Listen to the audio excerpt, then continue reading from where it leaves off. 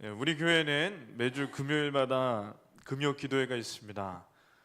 특별히 올해는 2018년 3월부터는 성경의 신약 골로새서를 3월부터 이번 주까지 해서 한 4달 동안 이제 설교를 했습니다. 그 중에서 여러 말씀이 있지만 한 구절이 제 가슴 속에 깊이 남았습니다.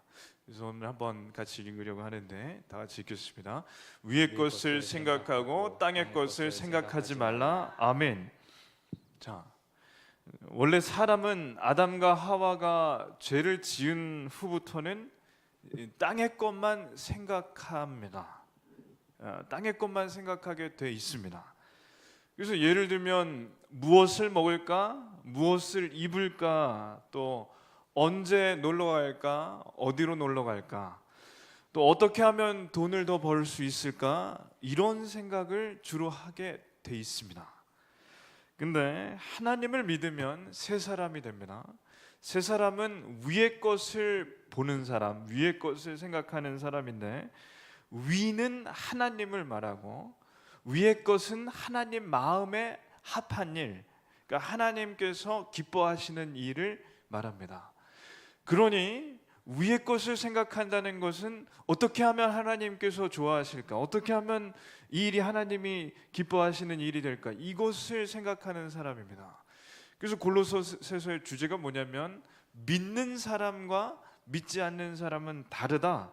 믿는 사람은 위를 생각하니까 땅의 것을 잘 생각하지 못하고, 믿지 않는 사람은 땅의 것만 생각하니까 이제 믿는 사람이 이해가 안 되는 거죠. 자, 제가 예를 하나 들 텐데, 이번 주에 일어난 일이 저에게는 이 말씀을 아주 잘 이해하게 하는 그런 일이 있었습니다.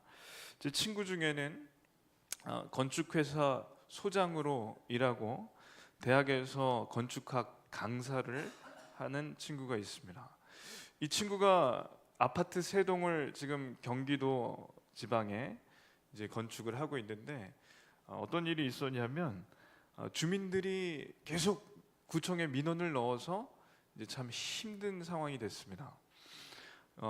그래서 저한테 전화가 왔는데 요즘 잠이 안 온다고, 너무 힘들다고. 그 이유가 뭔가 했더니 그 이웃 주민들 가운데 우리 집이 아파트 공사하는 것 때문에 기울어졌다고 구청에 민원을 넣고, 소음 때문에 애들과 우리가 잠을 못 잔다고, 공사는 매일 5시면 끝납니다. 근데 우리가 잠을 못 잔다고, 시끄럽다고. 그래서 민원을 계속 넣으니까 이제 문제는 뭐냐면 주무관이 이 민원을 계속 받다가 보면 이제 짜증도 나고, 그래서 평가를 할 때 공사 중지를 내릴 수가 있답니다. 공사 중지를 내리면 그게 걱정인 이유는 한 달 정도 공사가 멈출 때 이 장비를 빌리고 인건비를 계약했기 때문에 아파트 3동 정도를 지을 때는 대출까지 크게 받기 때문에 1억 정도를 손해 본답니다. 그러니 이 주민들하고 어떻게든 합의를 해야 되는데, 한 주민들 50여 명과 일일이 만나서 한 집당 30만 원 뭐 얼마씩 이렇게 주고 합의를 다 한 거예요. 근데 6집이 이제 빌라인데 합의를 안 해주는 겁니다. 그래서 그 6집이 왜 안 해주냐 했더니 돈을 많이 달라고, 돈을 더 달라고 해서 옥신각신 하던 끝에 합의를 하기로 하고, 한 집당 제가 금액을 말씀드릴 수는 없지만 꽤 많은 돈을 주기로 해서 이제 6집과 합의를 하기로 했습니다. 그래서 그 6집 중에 5집이 나와서 사인을 했는데 이제 한 집이 안 나온 거예요. 그 친구가 저한테 전화한 이유가 있습니다. 그 한 집이, 제가 물어본 거죠. 그 한 집이 도대체 어떤 집이길래 50집 중에 49집이 다 합의했는데 안 해주냐 했더니 제 친구가 하는 얘기가 목사님이래요.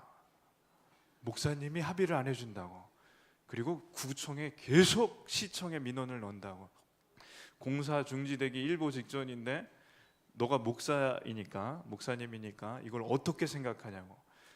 그 순간 얼굴이 화끈거리고 괜히 미안하고 말로 이렇게 설명이 안 돼서, 그게 저도 이해가 도무지 안 되기 때문에 공사하느라 아파트가 정말 아파트 때문에 집이 기울어졌나 검사를 해봤더니 안 기울어졌다는 거예요. 사전 검사, 사후 검사 했더니 안 기울어졌고 혹 나중에 기울어졌으면 피해 보상을 하겠다고 합의를 하겠다는 거죠. 실제로 피해 본 거는 소리, 소음하고 먼지 좀 날리는 건데 방은 펜스를 했기 때문에 그것도 사실은 거의 피해가 없다는 겁니다. 제가 친구에게 설명할 길이 없어서 설명을 못했죠. 그리고 전화를 끊고 한 주 동안 주민 99%가 합의해 준 일을 어떻게 목사님이 합의를 안 해줬는가? 그 이유가 뭔가? 합의금을 더 받으려는 겁니다. 그분이 목사님이시지만 제가 이름을 압니다. 위치도 압니다. 그러나 덕이 안 되기 때문에 제가 말씀 못 드리는데, 그 목사님은 땅의 것만 보는 거죠. 자꾸 왜 교회가 전도가 막히고 어렵게 되냐면 믿는 사람이 땅의 것만 봐서 그렇습니다. 아무리 목사님이어도 땅의 것만 보면 합의금 더 받기 위해서 민원을 넣는 것이고, 그러면 믿는 사람과 안 믿는 사람이 전혀 다를 게 없습니다. 골로새서는 믿는 사람은 안 믿는 사람과 다르다. 믿는 사람은 위의 것을 보기 때문에 땅의 것만 보는 사람과 다르다. 그런데 이제는 믿는 사람이 더하다는 얘기가 심심찮게 들리고, 제 친구에게서도 이런 전화를 받고 보니까 굉장히 씁쓸합니다. 이웃과 싸우는 교회, 그렇게 소문이 나고 이웃의 마음을 어렵게 하는 교회, 불면증이 오게 하는 교회는 하나님께서 복을 주실 수가 없습니다. 재밌는 이야기를 하나 더 드리자면, 저희 교회 옆에 건물이 이렇게 건축을 하고 있습니다. 제 친구가 이 이야기를 하러 얼마나 답답했으면 경기도에서 공사하다가 저한테 와서 하소연을 하는데, 이 옆에 공사장을 보더니 저에게 5가지를 적어주는 거야. 민원 넣을 걸. 제가 그걸 받고 보니까 조금 화가 나더라고요. 자기네 그 공사장에서 한 걸 볼 때 이 공사장은 좀, 이분들이 설교 안 들으시면 되는데, 5가지를 제가 이걸 보고 그 소장님을 만나러 가려고 하는 날 아주 놀라운 일이 있었습니다. 원로 목사님이 수박을 2통인가 3통 큰 걸 사서 저분들을 갖다 주는 거예요. 왜 갖다 주는지 아세요? 더운데 수고하신다고. 그러니까 이분들은 민원을 안 넣어준 것만으로도 충분히 고마워하는데, 거기다가 수박을 갖다 주니까 몸둘 바를 몰라서 이분들이 아주 희한한 경험을 한 겁니다. 그래서 제가 제 친구에게 얘기를 한 거죠. 너희 아파트 앞집에 우리 원로 목사님 사셨으면 지금쯤 수박을 먹었을 텐데 참 안 됐다. 우리 아버지를 거기로 보내드려야 하나. 그랬더니 이 친구가, 야, 진짜 목사님이구나. 우리 앞집은 가짜 목사님인데. 그런 얘기를 하는 겁니다. 그래서 이렇게 얘기했습니다. 그래, 이게 기독교고 그건 개독교다. 그랬더니 이 친구가 도움을 이제 얻을 생각에 제가 도와줄 방법을 잘 좀 얘기를 해줬고, 문제는 지금 거의 잘 풀려가고 있습니다. 그것까지는 제가 말씀을 안 드리고, 금요일 날 오신 분들은 다 들으셨을 줄로 압니다. 자, 진짜 하나님을 믿는다는 게 뭡니까? 남의 마음을 아프게 하고 불면증 걸리게 하는 겁니까? 예수 믿는데 더하다는 소리 듣고 우리가 예수님 믿어야겠습니까? 하나님을 믿으면 좋은 사람이 되어야 합니다. 근데 하나님을 믿는데 위의 것을 안 보고 땅의 것만 보니까 그 합의금 100만 원 더 받아서 하나님께 건축원금 드리면 하나님이 그거 받으시겠습니까? 안 받습니다. 하나님께서 그 교회는 절대로 복을 주실 수가 없습니다. 왜냐? 내 이웃을 내 몸과 같이 사랑하라고 하셨는데, 뺨을 맞으면 뺨을 몇 번 대줄까요? 7번씩 70번 대주라. 490번 맞으라는 게 아니라 계속 맞아주라고 하는 건데, 한 대 맞으면 2대 때리고 있으니 믿는 사람이 안 믿는 사람하고 다를 게 없는 데다가 이제는 더하다는 겁니다. 그러니 전도가 안 됩니다. 간단하게 하면 이 말씀을 제가 어떻게 이해하냐? 위의 것을 보면 수박을 주고 땅의 것을 보면 민원을 넣는다. 그게 제가 한 주 동안 깨달은 하나님의 말씀입니다. 저희는 민원을 안 넣을 계획입니다. 5가지 알고 제가 한 가지 더 알게 됐는데도 손해는 안 보지만 민원은 안 넣겠습니다. 왜냐하면 그게 위의 것을 보는 사람이 하는 것이고 그런 교회를 하나님께서 복 주실 거라고 저는 믿기 때문에 그렇습니다. 위의 것을 보는 사람이 되시기를 축원합니다. 오늘 말씀의 주인공인 야곱과 요셉이 그 바로 위의 것을 보는 사람입니다. 야곱이요, 어느새 죽을 때가 다 됐습니다. 요셉의 초청을 받아서 애굽에 왔는데 그 애굽의 왕궁이 있는 중심부가 아니라 한참 떨어진 가나안 땅에 가는 길목에 있는 고센 땅을 받아서 자녀들이 목축업을 하면서 양을 키우면서 삽니다. 17년을 그렇게 살았는데 그 사이에 7년의 대흉년이 지나가고 10년가량의 평탄한 시간을 보낸 다음에 야곱이 147세가 됐습니다. 거기서 야곱이 요셉, 왕궁에서 매일같이 출근해서 일하는 국무총리 요셉을 부릅니다. 유언을 하려고. 그리고 아들 요셉이 찾아오니까 이제 아버지 야곱이 형제들이 이렇게 서 있는 데서 요셉의 머리에 이제 기도를 해주면서 요셉한테 얘기하는 거야. 요셉아, 먼 길을 찾아와 주니 참 고맙다.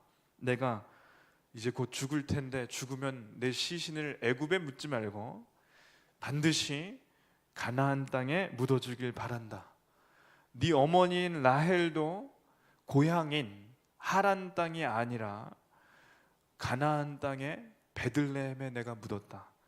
그처럼 어머니처럼 나도 그렇게 똑같이 해주면 된다. 자, 왜 가나안 땅에 묻어달라고 했냐면 가나안 땅은 하나님께서 야곱의 할아버지인 아브라함과 야곱의 아버지인 이삭과 또 야곱에게 약속하신 땅입니다. 뭐라고 약속하시냐면 내가 너에게 약속한 가나안 땅에서 큰 민족을 만들리라. 큰 민족을 얻게 하리라. 약속의 땅이죠. 지금 야곱은 약 70명의 그 자녀들을 데리고 아내를 데리고 이 애굽 땅에 와 있습니다. 그러나 큰 민족이 이루어질 땅은 어디입니까? 가나안 땅입니다. 그러니 야곱은 지금 죽을 때가 다 됐는데 가나안 땅에 가서 묻겠다는 겁니다. 묻혀지겠다는 겁니다. 그래서 찰스 스윈돌 목사님은 야곱의 묘비명에 세 문장을, 세 단어를 쓴다면 원래는 이렇게 기록되었을 거라는 거예요. 그는 속이는 사람이었다. 근데 하나님의 강훈련을 오랜 동안 받아서 험악한 세월을 다 버틴 다음에 나중에 야곱은 묘비명이 이렇게 바뀌었다는 겁니다. 그는 예배하는 사람이었다. 다시 말하면 땅의 것만 보던 야곱이 이 땅에서 어떻게 하면 잘 될까, 어떻게 하면 이쁜 여자랑 결혼할 것만 생각하고 평생을 어떻게 하면 돈 벌까 이 생각만 하던 사람이 이제는 하나님께서 주신 꿈의 땅인 가나안 땅에 죽어서라도 가서 묻히겠다. 그러니 이 사람은 이제 더 이상 땅의 것이 아닌 위의 것을 보는 사람이 됐습니다. 요셉이 아버지랑 똑같아요. 부전자전. 아버지가 돌아가실 때가 돼서 오라고 하니까 아버지한테 처음에 가서 만나고 돌아온 다음에 다시 두 아들을 데려옵니다. 왜냐하면 요셉은 두 아들이 할아버지께 축복 기도를 받기를 원합니다. 그러니까 이게 중요한 겁니다. 지금 보십시오. 요셉은요, 이 땅에서 부족한 게 없습니다. 강대국인 애굽의 국무총리이고 7년 동안의 대흉년 동안 망할 뻔한 나라를 구한 장본인이 요셉이고, 그래서 국민들의 아주 신망의 대상이자 왕의 신임을 얻은 국무총리, 실권을 가진, 그래서 온 백성들뿐만 아니라 고관 대작들, 귀족들, 왕까지 인정하는 국무총리. 그러니 이 높은 자리에 돈 걱정도 없는 국무총리. 그러니 요셉의 아들들은 지금으로 얘기하면 금수저 중에서도 금수저입니다. 요즘에 하는 얘기로 다이아몬드 수저입니다. 이건 뭐 부러질 리도 없어요. 근데 이 땅에서 더 이상 받을 축복이 없는데 요셉이 굳이 두 아들을 데리고 아버지께 가는 겁니다. 그 이유는 이 땅의 부귀영화보다 더 주고 싶은 게 있습니다. 뭐냐면 아버지의 축복기도, 안수기도. 그러니까 하나님과 가까운 아버지를 통해 하나님께서 주시는 복을 자녀들에게 받게 해야겠다. 아버지의 신앙을 이 아들들이 잘 물려받도록 해야겠다. 그러니까 요셉도 아버지랑 똑같은 게 뭐냐면 이 땅의 것보다 하늘의 것, 위의 것이 더 중요하고 그것을 보는 사람입니다. 그래서 하나님이 가장 우선인 사람이 야곱이고 요셉입니다. 그렇게 되시기를 축원합니다. 그래서 요셉의 두 아들이 할아버지에게 왔어요. 근데 얼굴이 조금 다른 거예요. 왜냐하면 요셉이 제사장의 딸하고 결혼했기 때문에 애굽 여자랑 결혼했습니다. 그러니까 얼굴이 확 더 까맣고 애들도 얼굴이 더 까맣습니다. 할아버지가 손자들을 보니까 너무 좋은데 두 손자들을 이제 앞으로 오라고 하는 거죠. 한번 말씀 읽겠습니다. 요셉이 그의 아버지에게 아뢰되 이는 하나님이 여기서 내게 주신 아들들이니이다. 아버지가 이르되 그들을 데리고 내 앞으로 나아오라. 내가 그들에게 축복하리라. 아멘. 할아버지 야곱이 이렇게 말하는 거야. 내가 요셉 네가 죽은 줄 알았고 꿈에도 너를 다시 볼 줄은 몰랐는데 17년 전에 하나님께서 너를 만나게 해주셨다. 난 그 이후로 죽어도 여한이 없는 정말 행복한 나날이었다. 근데 이제는 네 아들들까지 만나게 됐으니 나는 정말 여한이 없다. 그래서 이제 할아버지가 온 마음을 다해서 축복 기도를 해주려는 겁니다. 그때 야곱이 제일 먼저 하는 이야기가 저희가 이해하기가 상당히 어려운데 한번 들어보십시오. 요셉아, 네 아들 둘을 내가 내 호적에 입적시키겠다. 입양시키겠다. 이게 이해가 되십니까? 지금 멀쩡히 아버지 요셉이 살아있고 두 아들은 금수저, 다이아몬드 수저인데 할아버지의 축복 기도만 받으면 이제 금상첨화인데 이제 희한하게 할아버지가 자기의 아들로 입적시키겠다니까 이건 말이 참 어렵다는 거죠.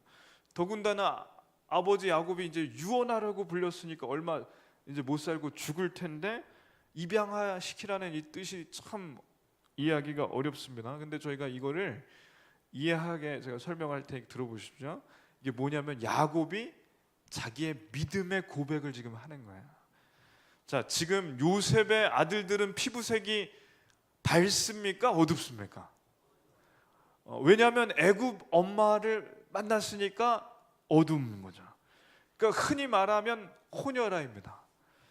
그러면 이제 보십시오. 언젠가 가나안 땅에 야곱의 자녀들이 돌아가야 되나요? 아니면 여기 애굽 땅에 평생 사나요? 돌아갑니다. 왜냐하면 그 약속의 땅을 하나님께서 주셨으니까 그 땅에 돌아가야지 큰 민족이 됩니다. 그러면 이제 이걸 이해하시면 됩니다. 호녀라인 요셉의 아들들이 나머지 형들의 자녀들과 요셉의 형들, 외삼촌들, 삼촌들, 그리고 큰아빠들, 이 가족들과 조카들, 이 사이에 사촌들과 이게 다 같이 하나가 되기가 어렵다는 거예요. 제가 더 쉽게 설명하면 우리나라에 지금 다문화가 아주 급속도로 많아져서 다문화 가정이 지금 많은데 예를 들면 제가 이마트나 아니면 이 동네 갈 때도 많이 봅니다. 엄마가 피부색이 보니까 베트남 여자분인 것 같아요. 아빠는 한국 사람이고. 그래서 애가 얼굴이 좀 더 검었더라고요. 까무잡잡해요. 이 아이를 이렇게 손에 잡고 가는데 엄마가 한국말을 잘 못하더라고요. 그래서 자기네 나라 말, 베트남 말 같은데 베트남 말을 합니다. 그러면 이 엄마가 명절이 되면 시집에 가서 이렇게 가족들하고 지내야 되는데, 시집에 가서 이 엄마가 시누이들을 하고 이렇게 있는데, 시누이들은 다 한국 여자분, 당연히 한국 여자분들이 대부분이니까 한국 여자분들이고, 이 엄마만 베트남 여자분이니까 이 안에 들어갈 수 있을까? 시누이들 사이에 그냥 들어가는 것도 쉽지 않은데 베트남 말밖에 잘 못하는 이 엄마가 여기에 들어가는 거는 사실 어렵다는 거예요. 그리고 그 애들은 그래도 다행히 한국에서 자랐기 때문에 한국말도 잘하고, 그렇지만 얼굴 피부색이 검으면요, 아직까지도 이게 참 안 좋은 말인데 학교 가면 튀기, 그런 얘기를 한대요. 그런 얘기를 애들끼리 한대요. 쟤네 엄마가 외국 여자, 베트남 여자, 이런 얘기를 애들이 한답니다. 그러니 이게 아무리 가족이라도 이 안에 화합해서 가나안 땅에 다 같이 들어갈 수가 있는가? 그게 쉽지 않습니다. 그리고 더 얘기하자면 요셉은 왕궁에 매일 출근하다시피 해야 하기 때문에, 국무총리실이 왕궁에 가까이 있기 때문에 이 집도 가까이에 있다는 거죠. 관저도. 그러면 이 요셉의 가족은, 요셉의 아내와 이 애들은 이 고센 땅에서 수백 킬로 떨어져 있기 때문에 이 가족이 자주 못 모여요. 그러니 이 가족이지만, 친척이지만, 조카지만 서로 사실은 안 친하고, 더군다나 요셉은 만나는 사람이 다 고관 대작들이고, 자녀들도 금수저이고, 애굽 말만 배우고 애굽 문화에 살기 때문에 한마디로 다른 나라에 사는 거나 다름없습니다. 그러니까 야곱이 여기서 지혜를 쓰는 건데 뭐냐면, 내 아들로 입적시켜서 동등하게 내 아들인 너의 형들과 너의 아들들 므낫세와 에브라임을 한 지파씩 내가 나눠주겠다. 그래서 야곱이 죽기 전에 입양한 겁니다. 그래서 야곱의 아들이 총 몇 명일까요? 12명이죠. 12명 중에 요셉의 아들 2명을 입양하면 몇 명이 됩니까? 14명이 됩니다. 근데 14명 중에 레위 지파는 제사장 지파니까 빼고 13명이 됩니다. 요셉은 요셉 대신에 두 아들을 넣었으니까 빼면 12명이죠. 이 12명이 나중에 12지파가 됩니다. 그래서 저 보시면 요셉의 아들 이름이 첫째가 므낫세이고 둘째가 에브라임인데 12지파에게 땅을 주는 거예요. 그러니까 아버지가 야곱이 이스라엘인데, 이 나중에 가나안 땅에 이 민족이 들어가면 70명이 수백만이 돼서 들어가면 12명의 아들들의 후손에게 땅을 주는데, 그 중에 요셉 아들이 2명이고 이 2명에게 한 지파의 목을 두니까 두 땅을 줍니다. 저기 가운데 가장 좋은 므낫세와 에브라임 지파가 중심 땅을 가져가요. 이게 무슨 얘기냐면 야곱의 아들 요셉에게 장자권을 주는 겁니다. 장자권은 형제들보다 땅을 2배, 유산을 2배 받아요. 그러니까 요셉의 아들 므낫세와 에브라임에게 땅을 준다는 것은 요셉에게 장자권을 주는 겁니다. 자, 근데 중요한 건 뭐냐면 이 유산은 언제 받을지를 몰라요. 왜 모르냐면 저 땅에 들어가야 받는 겁니다. 사실은 받는 것도 아니고 정복해야지 받는 거예요. 하나님께서 함께 하시지만 피가 있어야 받는 땅입니다. 그러면 요셉이 죽은 다음에 받을지, 므낫세와 에브라임이 살아있는 동안에 받을지 전혀 모릅니다. 언제 가나안 땅에 다시 들어갈지를 모르니까 요셉도 모르고 에브라임과 므낫세도 모르고 야곱도 모릅니다. 실제로 500년 정도가 지나야 요셉의 후손들인 므낫세와 에브라임 이 지파들이 이 땅에 들어가고 이스라엘이 이 땅에 들어갑니다. 출애굽기 했을 때. 자, 여기서 저희가 볼 것은 뭐냐면 야곱은요 500년 후에 이 땅을 요셉의 자녀들에게 줄지 언제 줄지 모르는데 주겠다는 거예요. 요셉도 자기 자녀들이 지금 다이아몬드지만 그게 중요한 게 아니라 하나님께서 약속하신 가나안 땅에 그 두 지파의 목을 자녀들이 받겠다는 거예요. 이게 뭔지 아세요? 위의 것을 보는 겁니다. 땅의 것을 보면 이거 500년 뒤에 받을 땅인데 나하고 무슨 상관이겠어요? 그러나 하나님께서 주시는 복은 500년이 흐르던 100년이 흐르던 그게 중요한 게 아니라 하나님께 주시는 복은 지금 주실 때에 받겠다는 게 그게 믿음입니다. 하늘의 상급을 얘기할 때 저희는 별 관심이 없습니다. 왜 관심이 없는지 아세요? 어차피 죽어서 받는 상급 뭐 지금 도움될 게 없는 것 같은데 받냐? 한 권사님이 이런 권사님이 있었답니다. 서울에 있는 한 교회 권사님인데 이분이 남편과 사별한 후에 그 남편이 돈을 굉장히 많이 모은 분이라 한 100억대 재산이 있어서 이 아내분에게 주니까 이분이 자녀도 없는데 100억대 재산을 갖고 집도 한 20-30억 되는 아주 좋은 집에서 혼자 사시는 거예요. 근데 돈은 많은데 할 게 없으니까 참 혼자 살기에 적적하고 남편의 친구들과의 관계도 끊어지니까 이분이 뭘 하냐면 취미생활을 여러 가지를 하다가 돌을 모으러 다녔답니다. 수석 돌을 모으러 다니는데 이 한 10년째 모으니까 집안에 돌이 몇백 개고 마당에도 몇백 개, 뭐 1000개 되는 거예요. 그 중에는 몇 천만 원짜리 돌도 있다는 겁니다. 사기도 하고 구하기도 해서. 그래서 집에 친구들을 보여서 보여주기도 하고 매일같이 하는 일이 돌 닦는 거예요. 근데 하룻밤은 소파에서 잠이 들었는데 하나님이 나타나셔서 이렇게 말씀하셨대요. 이제 너 얼마 후면 내가 부를 텐데 너 뭐 하고 왔니?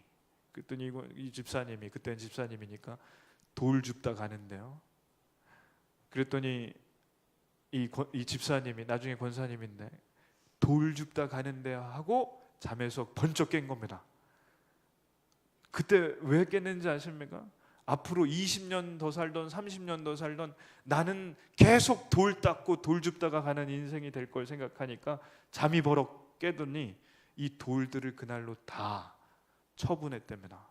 그리고 이분이 그 교회에서 이 얘기를 그 교회 부목사님이 하신 건데 그 부목사님이 다른 교회 갔다가 20년 만에 이 교회 부흥회하러 왔더니 그분이 머리가 백발이 돼서 오더니 그때 내 꿈 얘기한 거 알지 않냐고, 내 그 꿈 때문에 이제 수지 맞았다고, 나 하늘에 상금 많이 쌓았다고. 왜 그런가 했더니 그 이후로 20년 중에 10년 동안 그 교회의 전도 왕을 이 권사님이 한 거예요. 왜냐하면 더 이상 돌 줍지 않고 사람 줍겠다고. 그래서 이 권사님이 뭐라고 고백하냐면 나 전도하는데 내 돈 다 썼다고. 그래서 나 지금 단칸방 사는데 나 하늘의 상금 많이 쌓아서 하나도 걱정이 안 된다고. 나 장례식 교회장으로 치러주기로 약속해서 나 걱정이 없다고. 그 권사님을 볼 때 이 목사님이 하신 말씀이 뭐냐면 맞습니다 권사님. 권사님 같이 정말 잘 사신 분 제가 못 봤습니다. 저희도 요셉과 야곱처럼 하늘을 봐야 되지 않겠습니까?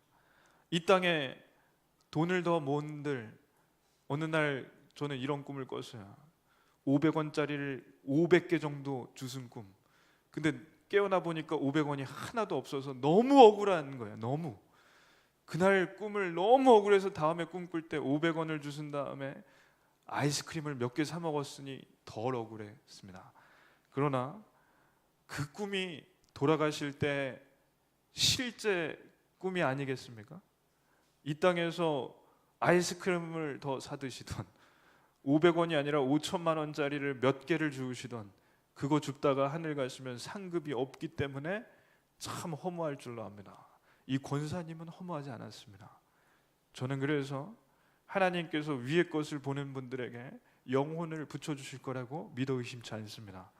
그 권사님에게 하나님께서 영혼을 붙여주시자 그 영혼 주스러 다니는 그 맛에 20년 30년이 행복했다는 거예요.